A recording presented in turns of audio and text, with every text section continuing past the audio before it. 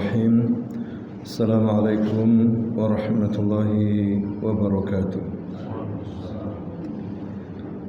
Innal hamdalillah nahmaduhu wa nasta'inuhu wa nastaghfiruh wa natubu ilayhi wa na'udzu billahi min shururi anfusina wa sayyiati a'malina.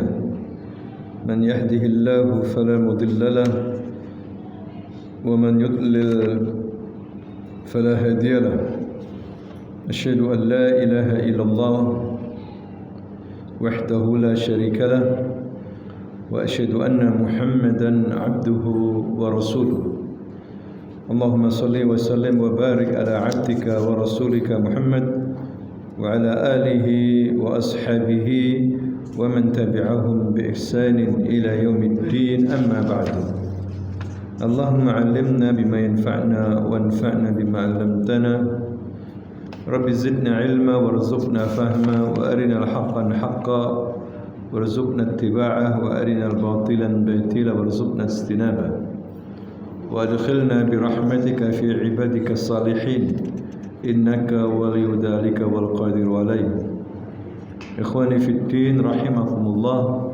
أوصيكم ونفسي بتقوى الله faqad fazal muttaqun. Para jamaah yang dimuliakan Allah Subhanahu wa taala, pada malam hari ini kita akan lanjutkan kajian kita tentang pelajaran fikih. Kita memasuki bagian yang membicarakan tentang waktu-waktu yang dilarang dalam melakukan salat-salat sunnah. Jadi ada waktu-waktu di mana salat sunnah pada waktu tersebut memang dilarang, kecuali ada beberapa amalan ibadah yang dibolehkan. Ya, yang pertama di sini ada 5 waktu-waktu yang terlarang kita melaksanakan salat sunnah, bukan wajib ya. Sunnah yang pertama adalah setelah salat subuh sampai terbitnya matahari. Ya, setelah salat subuh sampai terbitnya matahari. Tidak ada salat setelah salat subuh. Sebagaimana Nabi sallallahu alaihi wasallam bersabda, "La salata ba'da salatil fajr hatta tatlu'asy syams." Tidak ada salat setelah salat subuh sampai terbitnya matahari. Kemudian yang kedua, tetapi yang pertama hadirin sekalian, di sini ada perkecualian, kecuali orang yang belum melaksanakan salat sunnah qabliyah subuh. Ya, sedangkan ketika itu dia masuk masjid sudah qomat, sudah berdiri salat subuh, sehingga dia tidak kebagian waktu untuk salat sunnah qabliyah subuh, dan ini boleh dilakukan setelah salat subuh. Ini perkecualian, dan ini sifatnya sekali-sekali, bukan tiap hari salat sunnah ba'da subuh ya, sebagai qadha, tapi sekali-sekali. Ini ada dasarnya seperti itu, karena begitu pentingnya salat sunnah qabliyah subuh, sampai Nabi tidak meninggalkan walaupun dia dalam keadaan safar. Kemudian yang kedua, hadirin sekalian, dari terbit matahari sampai meninggi seukuran kadar tombak. Dari terbit matahari sampai meninggi seukuran kadar tombak menurut pandangan mata kurang lebih 1 meter. Ya, setelah terbitnya matahari diasumsikan sekitar kalau jam 1/4 ya, 15 menit begitu. Ini adalah larangan. Ya, karena apa? Karena di situ muncul tanduk syaitan. Ya, proses matahari terbit. Makanya suruh nunggu memang 15 menit lagi setelah proses terbitnya matahari, boleh salat isyraq atau awal duha. Dikatakan di sini berdasarkan sabda Nabi sallallahu alaihi wasallam kepada Amr bin Abasa As-Sulami, "Shalli salat as-subh, thumma aqsir 'anis shalah hatta tatlu'i asy-syams hatta tartafi'." Salatlah subuh, kemudian tahanlah dirimu dari salat sampai matahari terbit hingga ia naik, naik. Nah, ini ada larangan hadirin sekalian. Bagi orang-orang yang ingin salat awal duha atau salat isyraq, hendaklah dia bersabar. Ya, terkadang tidak bersabar, pokoknya sudah waktu syuruk terbit langsung salat. Memang ini pahalanya besar bagi orang yang salat subuh secara berjamaah, kemudian dia tidak keluar masjid, dia berzikir di tempat salatnya sampai matahari terbit, ya. Kemudian nunggu sebentar, 15 menit sekitar itu, ya, atau lebih sedikit, tidak apa-apa. Maka itu pahalanya seperti haji. Pahalanya seperti haji. Jadi walaupun dia tidak pergi haji karena keterbatasan uang dan kuota atau istilahnya daftar panjang, ya, dia bisa memperoleh pahala haji. Bahkan setiap hari salat subuh secara berjamaah, kemudian berzikir, membaca Quran sampai terbitnya matahari. Kemudian tunggu 15 menit. Kemudian salat awal duha atau salat isyraq. Maka pahalanya seperti haji yang sempurna. Padahal bisa saja orang pergi haji VIP, ya, belum tentu sempurna ketika pergi haji. Ini dia tidak pergi haji, tapi hanya salat subuh secara berjamaah di masjid. Setelah itu dia duduk berzikir, tidak keluar dari masjidnya sampai matahari terbit. Nunggu sebentar proses terbit ini. Jangan sholat dulu, kemudian baru selesai sholat 2 rakaat saja. Maka dia mendapatkan haji yang sempurna, tamma. Ini adalah rahmat dari Allah Subhanahu wa ta'ala kepada hamba-hambanya yang ingin mencari pahala-pahala besar. Hadirin sekalian. Dan memang tidak mudah ini. Lagi-lagi kembali kepada hati. Kalau hatinya tenang, ya, tidak terburu-buru, ya, ada waktu, tidak dikejar mungkin pekerjaan, karena bisa jadi terbitnya jam berapa sekarang? Jam 6 kurang 10 mungkin, ya. Ya, seperti itu. Maka biasanya ada yang kerja, tapi ada yang masih ada waktu. Nah, itu bisa, hadirin sekalian. Ini ibadah yang luar biasa dari Allah Subhanahu wa taala, ringan, ya, tapi berpahala besar. Sampai disamakan dengan pahalanya orang yang berhaji. Sempurna kata Nabi. Nah, kita membahas masalah larangan-larangan waktu untuk salat sunnah. Yang ketiga, saat matahari tegak lurus di atas kepala kita hingga ia agak tergelincir ke arah barat, ya. Nah, itu dan kemudian masuk waktu zuhur, baru kita boleh salat sunnah. Seperti itu. Salat sunnah, ya, bisa jadi orang salat sunnah itu sebelum zuhur, salat gitu, ya. Tapi matahari panas-panasnya memang itu. Ya, maka ini tidak boleh.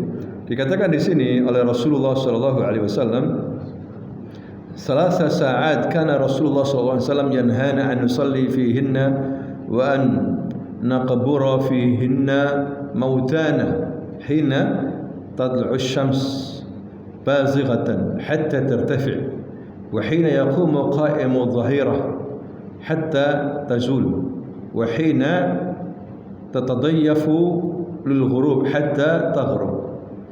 Jadi di sini ada sahabat yang bernama Uqbah ibn Amir radhiyallahu anhu. Dia berkata, ada 3 waktu di mana Rasulullah sallallahu alaihi wasallam melarang kami untuk melakukan salat sunnah di dalamnya dan menguburkan jenazah kami. Yaitu saat matahari secara jelas sampai naik. Ya, saat orang yang berdiri di siang hari tidak memiliki bayangan lagi, matahari tepat di atas kepala. ya sampai nggak ada bayangan, betul-betul di atas kepala kita, ya jangan seperti itu. Kecuali sudah tergelincir saat menjelang terbenamnya, ya sampai terbenam, proses apa terbenam, ini jangan, ini larangan hadirin sekalian.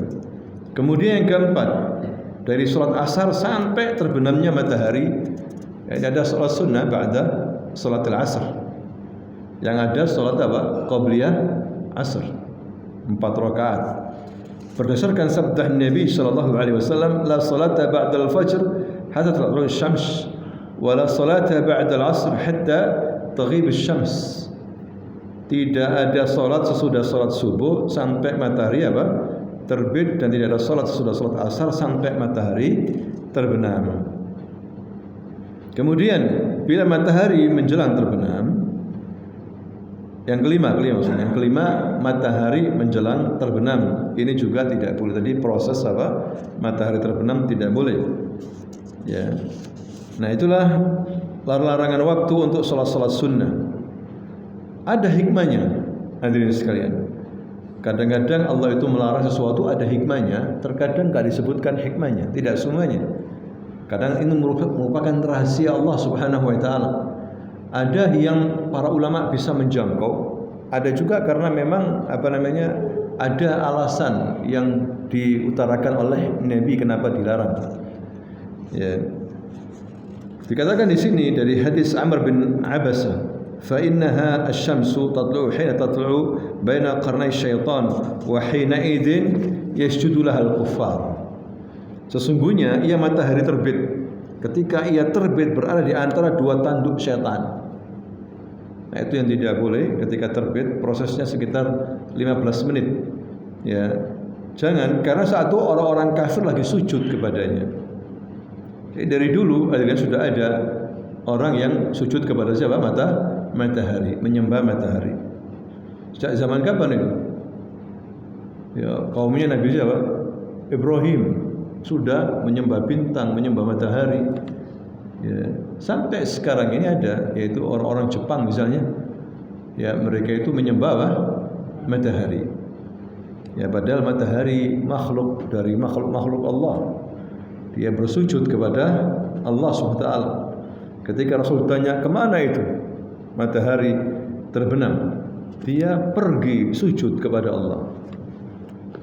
Ya, jadi sujud. Tapi kita nggak tahu kan, ada orang mungkin mengatakan dia pergi ke negeri yang lain, ke belahan bumi yang lain. Tapi jangan lupa dia juga pergi sujud kepada siapa? Allah. Bagaimana sujudnya kita nggak tahu. Matahari semuanya sujud kepada Allah, hadirin sekalian. Kecuali ada sebagian dari bangsa jin dan manusia sujud kepada matahari, sujud kepada syaitan, sujud kepada batu, pohon yang mereka tidak berhak untuk disujudi karena memiliki kelemahan. Batu la yanfa' wala yadhur. Syaitan begitu juga. Kemudian hal ini mengenai waktu matahari terbit dan terbenam. Adapun saat matahari meninggi dan saat orang-orang berdiri di siang hari tidak memiliki bayangan, tidak ada bayangan sama sekali. Anda lihat tidak ada bayangan, berarti posisi matahari di mana? Pas di ubun-ubun kita ini, di atas ubun-ubun kita. Ya, maka Nabi menjelaskan illat. Illat ini alasan, sebab, ya, alasan hukum larangan. Kata Nabi, fa inna hina idzin tusjaru jahannam. Karena saat itu jahannam dipanaskan. Jahannamnya sudah panas, dipanaskan lagi oleh Allah Subhanahu wa taala. Diberitahukan oleh Nabi untuk mengancam orang-orang kafir yang tidak mau sujud kepada Allah, yang tidak mau beriman kepada Allah. Bahkan Nabi memberitahukan dipanaskan 1000 tahun, dipanaskan lagi 1000 tahun, dipanaskan lagi 1000 tahun. Berapa tahun berarti? 3,000 sana. Iya, 3,000 sana. Bukan 2 hari, 3 hari. 1000 tahun, 1000 tahun, 1000 tahun sampai api itu dari mulai putih, dari mulai kuning, putih sampai hitam. Ya, jadi hitam luar biasa. Na'udzubillah min azabi jahannam. Dan kita disuruh oleh Nabi untuk berlindung selalu ya dari azab jahannam minimal 3 kali sehari. Allahumma inni a'udzubika min azabi jahannam. Itu mungkin di luar salat. Salat kita bisa 5 kali sehari semalam tambah salat sunnah. Sebelum salam kita berdoa, Allahumma inni a'udzubika min azabi jahannam wa min azabil qabr. Berlindung dari azab jahannam dan azab apa? Kubur. Berarti azab kubur itu ada. Wa min fitnatil mahya wal mamat, dan dari fitnah kehidupan. Fitnah kehidupan ini macam-macam. Ada fitnah syahwat, ada fitnah apa? Syubhat. Ya, kemudian wa fitnah mamat, fitnah kematian. Apa itu? As'ilah kubur, pertanyaan kubur itu namanya fitnah apa? Kematian. Bahwa di dalam kubur itu ada fitnah. Kata Nabi, innakum satuftanuna fi quburikum misla fitnatud dajjal. Kamu akan dikasih fitnah di kuburanmu seperti fitnah dajjal. Jadi fitnah kubur disamakan dengan fitnah apa? Dajjal oleh Nabi. Berarti luar biasa fitnah kubur itu. Karena kata Nabi, ketika orang itu sudah dikembalikan roh dan jasadnya di kuburannya, tinggal pergi oleh orang-orang yang mengantar, ya, maka datang malaikat bertanya dengan suara yang keras, kaget dia, takut hamba Allah ini. Hadirin sekalian, wah, ditanya, man rabbuka wa ma dinuka wa man nabiyuka. Siapa Tuhanmu, apa agamamu, dan siapa nabimu. Ini tidak bisa hanya cuma dihafal saja. Wah, gampang, 3 pertanyaan hafal, mulai bayi hafal. Tidak bisa. Di kuburannya tidak bisa. Tergantung iman, bukan hafalan. Kalau sudah di kuburan, tergantung kita menjalankan 3 ini usulus salasa. Makanya Syekh Muhammad bin Abdul Wahab menulis buku apa? Al-Usul Salasa. 3 landasan penting Anda harus jalankan itu. Ma'rifatullah, Allah, siapa Allah? Anda kenal Allah enggak? Bagaimana adab Anda kalau sudah kenal sama Allah? Ya, kemudian apa? Islam. Anda beragama Islam? Islam apa? KTP atau Islam sejati? Anda menjalankan syariat Islam enggak? Jalankan, lolos. Kemudian Nabi, tahu enggak siapa itu? Nabi Muhammad. Anda belajar enggak? Ngikuti enggak sunnah-sunnahnya? Atau justru tidak mau ngikuti sunnahnya, bikin yang baru aja? Ya, tergantung ini 3 ini kita jalankan. Kalau enggak bisa. Makanya dikatakan orang kafir itu enggak bisa menjawab ketika ditanya, man rabbuka, siapa Tuhanmu? Ha ha ha. Wa ma dinuka, dan agamamu apa? Ha ha ha. Aku hanya ngikuti orang katanya. Ya. Wa man nabiyuka, dan apa? Dan siapa nabimu? Ha ha ha. Itu malaikat bawa besi panas, dipukulkan ke orang, hancur, dihidupkan lagi, dipukul lagi. Ya, seandainya itu besi dipukulkan ke gunung, meledak gunung, remuk, rata seperti pasir-pasir itu. Ini namanya azab apa? Kubur. Hadirin sekalian, mengerikan. Ya, azab kubur ini. Maka Nabi SAW berlindung dari 4 ini. Yang terakhir fitnatu Dajjal. Disamakan fitnah, bukan azab lebih dahsyat daripada fitnah Dajjal. Tapi fitnah kubur ini dahsyat juga, tidak mudah.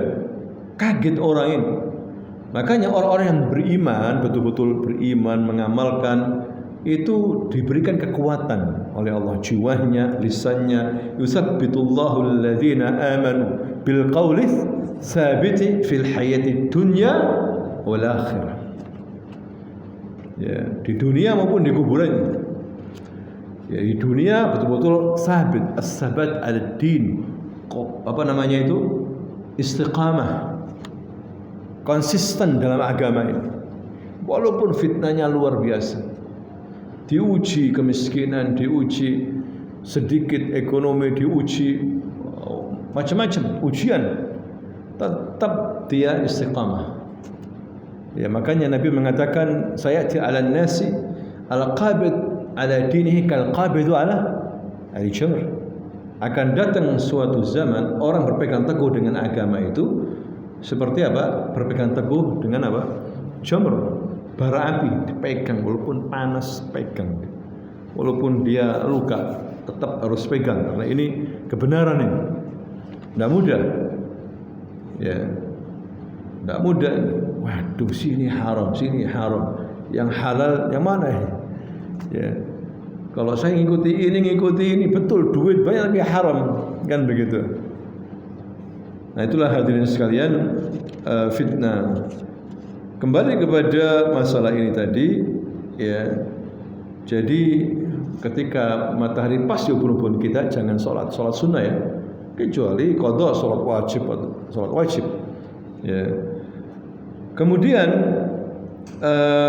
tidak boleh tadi sholat sunnah di waktu tersebut. Ada perkecualian. Misalnya sholat 2 rakaat setelah tawaf. Habis tawaf kan sholat apa? 2 rakaat di belakang makam Ibrahim. Ya, di belakang apa? Makam Ibrahim. Itu boleh kapanpun, hatta waktu itu terlarang, tidak apa-apa.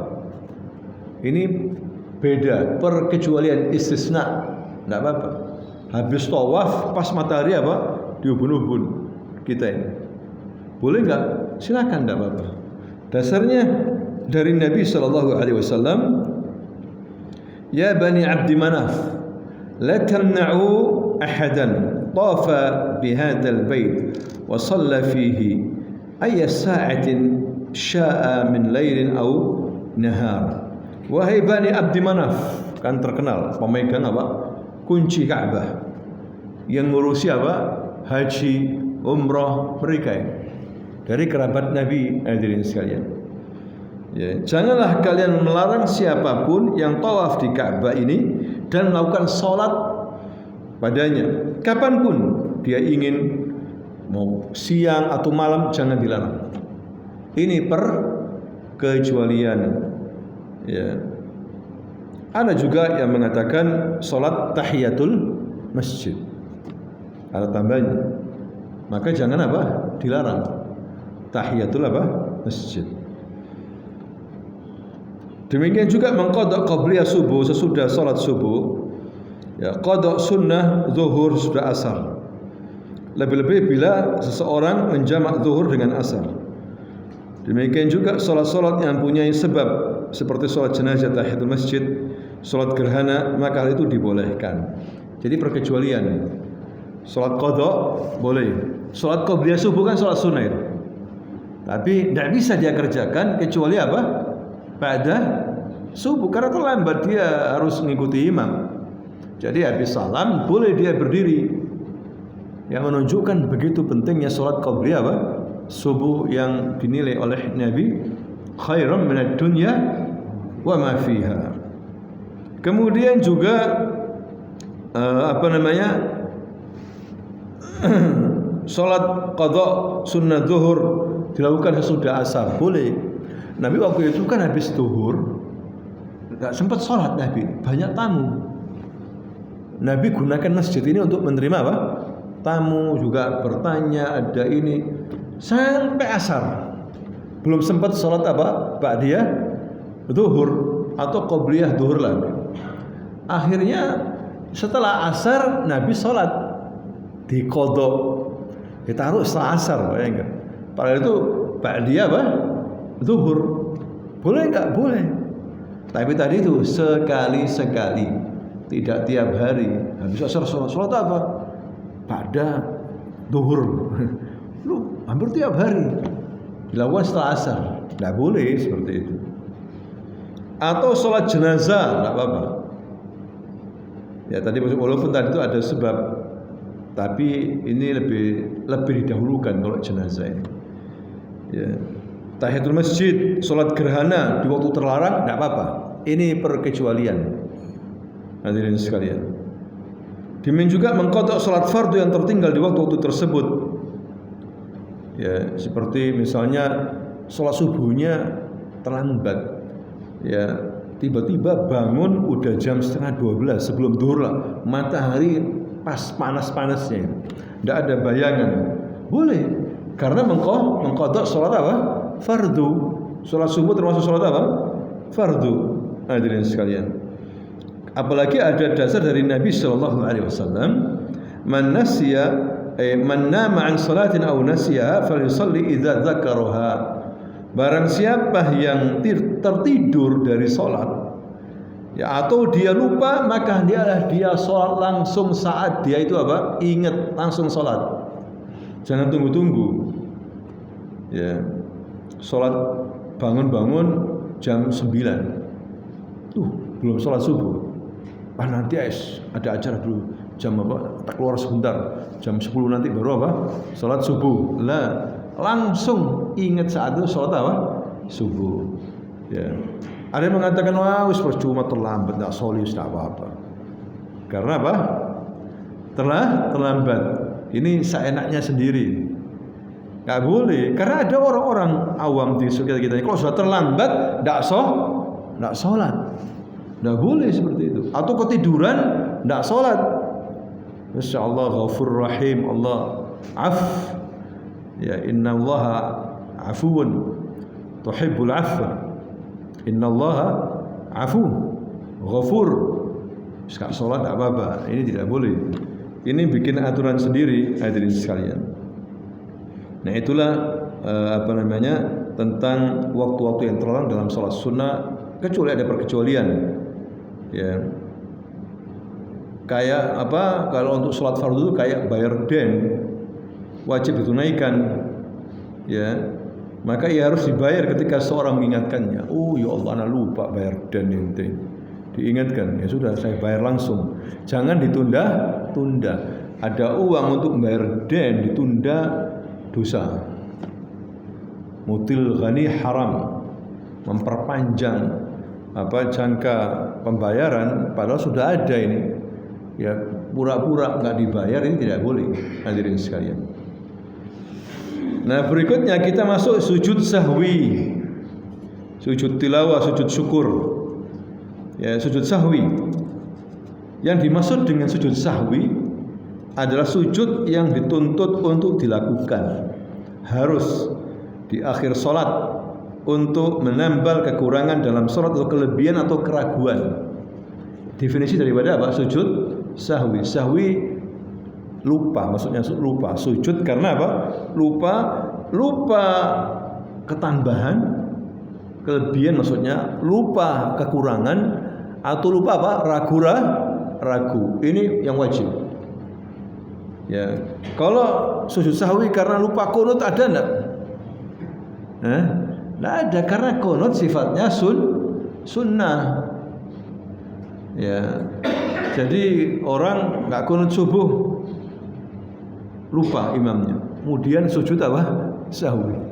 Diingatkan subhanallah terakhir sebelum salam sujud apa? Sahwi. Tidak ada itu. Sujud sahwi karena lupa apa? Kunut. Karena kunut semuanya ya tidak wajib, hadirin sekalian. Apalagi kunut subuh saja. Nah, ini menjadi perselisihan panjang. Ada yang mengatakan sunat kunut subuh itu khusus tidak ada, karena ada dasar. Ada seorang bertanya kepada ayahnya ini sahabat Nabi, ya Abah, engkau hidup bersama Rasulullah, sholat di belakangnya subuh. Begitu juga engkau hidup di zaman siapa? Abu Bakar. Engkau sholat di belakangnya juga. Engkau hidup di zaman Umar. Engkau juga sholat di belakangnya. Kemudian apalagi Utsman, Ali. Orang ini panjang umurnya. Apakah mereka engkau lihat kunut subuh? La ya bunai. Tidak pernah mereka kunut subuh. Innahu muhdas. Itu hal yang ditambah-tambah sama orang. Ini dasarnya kuat, hadirin sekalian. Ada juga hadis yang mengatakan karena Rasulullah SAW yaqnutul fajr hatta farakal haya. Nabi SAW qunut subuh sampai akhir hidupnya, tidak pernah meninggalkan qunut subuh sampai akhir hidupnya. Hanya saja diperbincangkan oleh para ulama riwayat derajat hadis ini. Banyak yang mengatakan dhaif. Yang berkaitan dengan qunut subuh banyak yang dhaif. Nah, seperti itu. Dan tidak masuk rukun, tidak masuk rukun. Sehingga kalau mau sholat, kalau kunut ya silahkan aja. Kalau nggak kunut ya nggak ada masalah. Cuma kalau lupa kunut nggak usah pakai sujud sahwi. Ya seperti itu. Jadi perlu sujud sahwi ini bagi yang lupa. Karena Nabi SAW bersabda, "Idza nasiya ahadukum falyasjud sajdatain." Bila salah seorang di antara kamu lupa dalam salat, maka hendaklah sujud 2 kali. Ya. Jadi para ulama hadirin sekalian sepakat sujud sahwi disyariatkan. Nah, kita lihat bagaimana sebab-sebabnya ini. Kapan wajib sujud sahwi? Wajib ya. Yaitu pertama bila seseorang menambah perbuatan dari jenis amalan dalam sholat, menambah ruku, sujud dan duduk, maksudnya kelebihan, ya, maka dia harus sujud sahwi. Atau dia tidak duduk istirahat, duduk tahiyat awal. Ya, misalnya maghrib ada berapa tahiyat? 2. Tahiyat awal sama tahiyat akhir. Dia lupa tahiyat awal itu. Langsung berdiri. Dikatakan di sini, "Shalli bina aw shalla bina Rasulullah sallallahu alaihi wasallam khamsan, falamma in fatala min as-shalah tuwaswas al-qaum bainahum faqala ma sya'nukum?" Qalu ya Rasulullah hal zida fi as-shalah syai'? Qala qalu fa innaka qad shallaita khamsan fanfatala fasajada sajdatain thumma sallam thumma qala innama ana basharun mislukum ansa kama tansawun fa idza nasiya ahadukum falyasjud sajdatain. Rasulullah sallallahu alaihi wasallam pernah salat bersama kami 5 rakaat.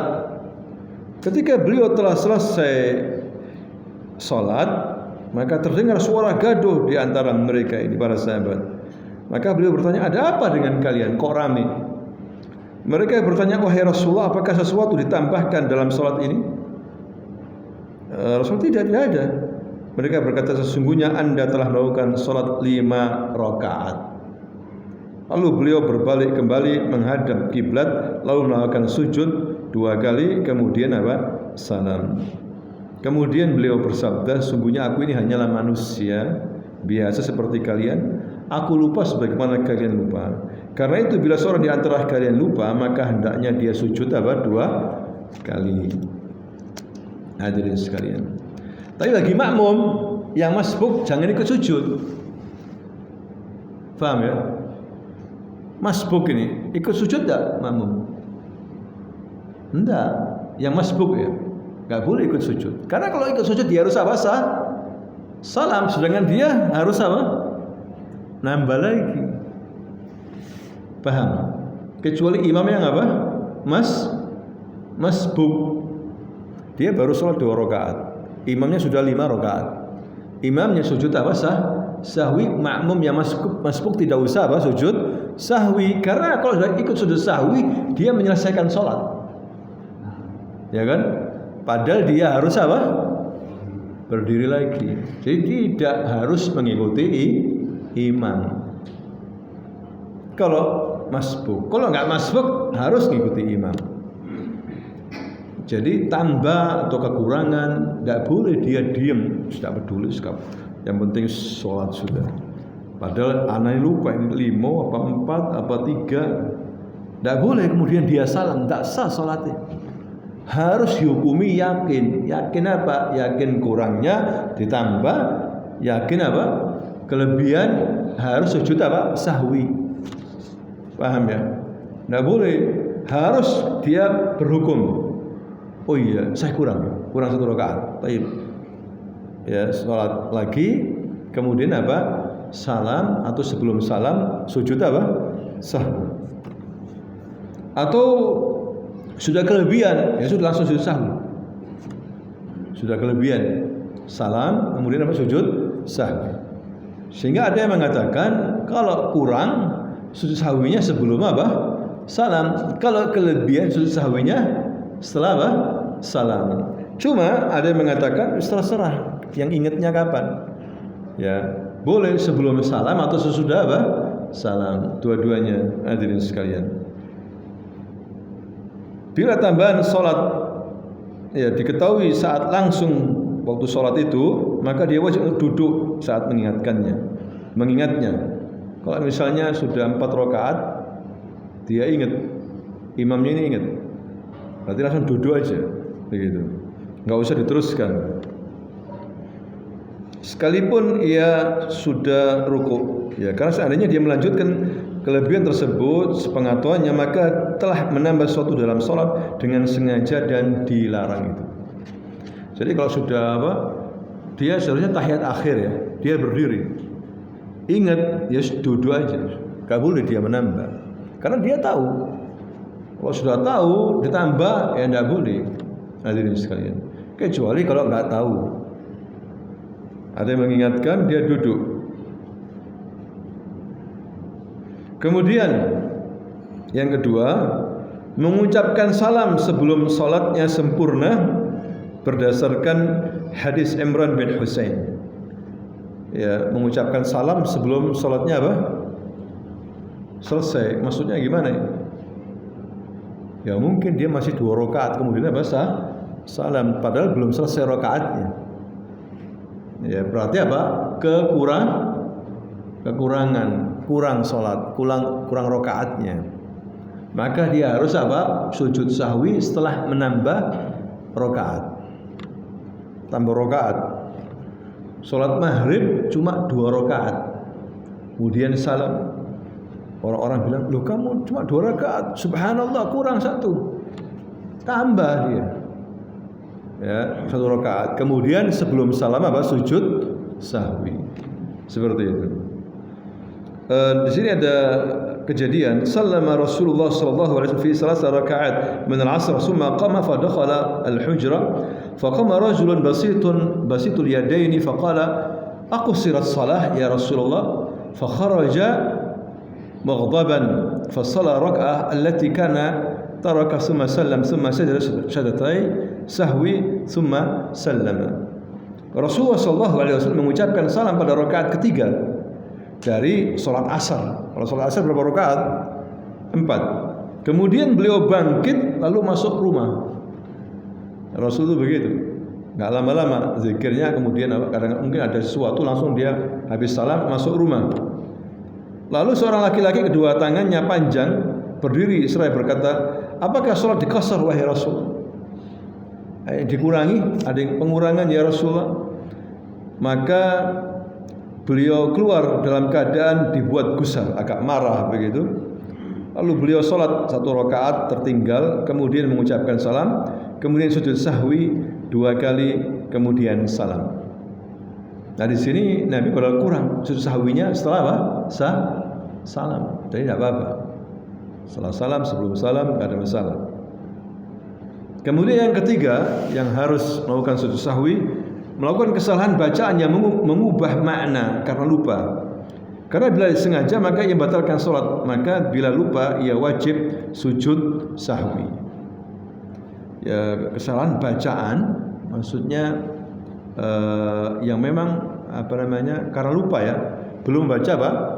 Al-Fatihah misalnya. Belum baca Al-Fatihah atau belum membaca doa apa? Sujud menerawang pikirannya, bola, kemudian apa? Berita-berita TV, bisnis, suhul, sampai lupa baca apa? Sujud. Maka boleh mengadakan sujud apa? Sahwi, bahkan diwajibkan sujud sahwi. Karena kalau enggak sah ya hadirin sekalian. Kemudian meninggalkan salat wajib salat berdasarkan hadis Nabi, sallalana Rasulullah sallallahu alaihi wasallam rak'ataini min ba'd as-salawat thumma qama falam yajlis faqama an-nas ma'ahu falamma qada salatahu wa nadharna taslimahu kabbar qabla taslim fasajadataini wa huwa jalis thumma sallam. Ya, termasuk wajib salat itu salat duduk ya, duduk tahiyat awal itu, duduk istirahat. Rasulullah salat mengimami kami 2 rakaat dari salat-salatnya. Kemudian beliau berdiri sehingga tidak duduk untuk tasyahud awal, Ya, lalu orang-orang berdiri bersama beliau. Manakala beliau menyelesaikan salat dan kami menunggu salamnya, maka beliau bertakbir sebelum salam. Lalu beliau sujud sahwi 2 kali ketika beliau duduk tasyahud akhir, kemudian mengucapkan salam. Jadi Nabi lupa tasyahud awal. Ya. Ketika rakaat terakhir Nabi ingat langsung ingat bahwa dia meninggalkan tasyahud. Nabi sujud sahwi dulu baru kemudian salam. Jadi kalau Anda lupa tasyahud awal misalnya, sujud sahwinya sebelum salam. Ya, tapi kalau memang Anda bingung, ya sudah apa, mau setelah salam tidak apa-apa sujud sahwi. Itu dibolehkan. Yang penting ada sujud sahwi. Masalah sebelum salam dan setelah salam enggak ada masalah sebetulnya. Ya, yang penting sujud sahwi jika lupa tasyahud awal. Hadirin sekalian. Karena termasuk wajib salat. Jadi hari-hari saya menetapkan sujud sahwi bagi siapa yang meninggalkan tasyahud awal, maka wajib sholat yang lain dikiaskan kepadanya. Misalnya meninggalkan tasbih pada ruku dan sujud, ya, lupa membaca doa ya di antara 2 sujud. Begitu juga takbiratul intiqal, ya, lupa, ya sujud sahwi tidak ada masalah. Disamakan dengan lupa tasyahud awal, lupa baca doa, tetap sujud sahwi. Hadirin sekalian. Kalau qunut kan enggak termasuk. Qunut itu tambahan. Nah, belum lagi qunut itu hanya qunut nazilah yang ada dasar yang kuat kalau ada masalah-masalah besar yang menimpa umat Islam. Tapi kata para ulama ahli sunnah, lebih baik qunut nazilah itu ada perintah dari pemerintah. Ya, kecuali kalau pemerintahnya kafir, pemerintahnya muslim, enggak ada perintah ya tidak usah sujud qunut nazilah. Ada yang mengatakan seperti itu karena para sahabat tidak pernah mengadakan qunut nazilah kecuali ada perintah dari Nabi qunut nazilah. Bukankah banyak juga yang gugur di perang Badar, kemudian perang Uhud, Nabi tidak qunut nazilah. Sahabat-sahabat juga tidak qunut nazilah. Qunut nazilah ketika terjadi ada pengkhianatan. Ya, jadi ada suatu kaum dari suku apa gitu ya, minta agar kaumnya ini diajarkan Quran. Banyak yang masuk Islam ya Rasulullah. Enggak ada yang bisa ngaji di sana di kampungku. Kasihan mereka. Seandainya engkau ajarkan kita ini. Dikirim sama Rasulullah. Husnudzon Rasulullah. Kirim 70 orang. Enggak tahunya ketika mereka berjalan di tengah perjalanan dibantai habis mereka. Ya. Itu Nabi marah betul sehingga Nabi mengadakan qunut ya sebulan penuh. Tidak hanya subuh tapi zuhur, asar, maghrib dan Isya. Sebulan penuh. Qunutnya langsung. Tidak pakai Allahumma hdina fi man hadait wa afina, langsung ya Allah hancurkan fulan, hancurkan fulan. Begitu. Memang yang dituju itu hadirin sekalian. Sehingga semua yang terlibat dalam pembunuhan itu dihukum semuanya oleh Rasulullah SAW, hukum qisas hadirin sekalian. Nah itu tentang sujud. Kemudian yang kelima, wajib melakukan sujud sahwi bila terjadi kebimbangan pada jumlah rakaat, ragu ya. Nggak tahu berapa rakaat ini. Hal itu terjadi saat lagi sholat, karena dia melaksanakan sebagian sholatnya dalam keadaan ragu apakah ia termasuk darinya atau kelebihan darinya, maka niatnya melemah sehingga ia memerlukan tambahan, yaitu sujud sahwi. Ini lebih atau ini ragu di sujud sahwi. Kata Nabi SAW, inna ahadakum idza qama yusalli ja'ahu syaitan falabbasa alaihi hatta la yadri kam shalla fa idza wajada dzalika falyasjud sajdatain wa huwa jalis. Jika seorang di antara kalian berdiri salat, datang setan, dan setan ini menggoda kita, hadirin sekalian, mengacaukan kita, yulabbis, kacaukan ini, sehingga seorang tidak tahu berapa rakaat salatnya. Maka siapapun yang mendapatkan ini, hendaklah dia sujud 2 kali sujud. Makanya kan kalau bisa sholat jamaah. Biasanya sholat sendiri itu lupa udah berapa rakaat ini. Lupa karena sholat sendiri, setannya banyak soalnya. Ya sholat sendiri. Suruh sholat jamaah. Ya sholat jamaah sama imam. Imam terbiasa sholat, terbiasa baca Quran. Ingat insyaallah. Ya jarang lupa kalau imam, karena dia terbiasa memimpin sholat. Makanya imam ya harus yang biasanya imam. Karena kalau nggak biasa imam bisa lupa, tegang atau lupa. Kalau lupa semuanya lupa akhirnya, ya kan? Ya kalau sekali 2 kali, kalau sering. Ya. Jadi imam karena dia biasa. Ya, jangan dijadikan yang nggak biasa jadi imam, hadirin sekalian. Jadi ini penting sekali sujud sahwi ini, jangan kemudian orang meremehkan. Ya. Tapi ada juga sujud sahwi yang disunnahkan, tidak merupakan kewajiban. Ya. Disyariatkan, hadirin sekalian. Misalnya dia lupa untuk membaca doa sujud, ya. Enggak apa-apa itu. Sujud sahwi, tapi itu bukan yang ditekankan, tapi disyariatkan saja. Nah, itulah hal-hal yang berkaitan dengan sujud sahwi. Ini sujud 2 rakaat, doanya doa sujud itu lebih baik. Ya, doa sujud itu riwayat yang kuat. Ya, ada beberapa doa, ada yang mengatakan lemah, ada yang mengatakan kuat. Cuma yang paling kuat doa waktu sujud itu yang kita baca. Ya, wallahu taala a'lam bissawab. Ya. Bagaimana seorang perempuan setelah salat subuh dia menunggu syuruk sampai dia sambil menunggu, bagaimana pahalanya? Apa seperti yang orang tadi di masjid sambil menunggu waktu syuruk? Wallahu a'lam. Kita tidak bisa mengubah itu, karena Nabi menyebutkan masjid. Menyebutkan masjid, bukan ghurfa, bukan hujr. Ya, tapi kita husnuzon dia dapat pahala besar insyaallah. Apakah sama seperti itu? Wallahu a'lam. Tidak ada dasar kalau wanita itu. Yang jelas kena dasar yang lebih umum. Wanita sholat di masjid dan di rumahnya lebih baik di mana? Rumahnya. InsyaAllah lebih daripada itu. Wallahu a'lam. Cuma kita tidak bisa mengganti atau mengatakan sama atau lebih. Kita serahkan sama Allah, insyaallah dapat pahala.